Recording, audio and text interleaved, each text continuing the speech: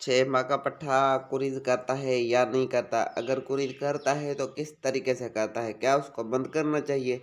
क्या उसको बिल्कुल क्लोज़ करना चाहिए? बड़े तितरों की तरह उसे फेरा-टोरा देना होता है या कि नहीं देना होता? काफ़ी दोस्तों के जो ये सवाल होते हैं, कमेंट होते हैं, व्हाट्सएप पे भी लोग अक्सर पूछते रहते हैं। तो ये देखें मेरा पट्ठा, ये भी तकरीबन 4-5 माह का है। इनको बंद या क्लोज़ नहीं किया जाता। कुछ पट्ठे जो होते हैं छोटे ज़्यादा कुरीद करते हैं, कुछ हल्की-हल्की जो है सो कुरीद करते रहते हैं। जैसे माँ अंडे से निकलते हैं, माँ वाले पर जो है सो गिराते रहते हैं। एक एका-दो का पर गिराते रहते हैं। आपने इनको टाइम टू टाइम तकरीबन एक ना दूसरे दिन मट्टी वगैरह देनी होती है, फेरा-टोरा जारी रखना होता है। सर्दी अगर ज़्यादा हो तो फिर इसको थोड़ा जा कम घुमाएँ, बहरहाल धूप वाली जगह पर खुला करके इसको रख दें।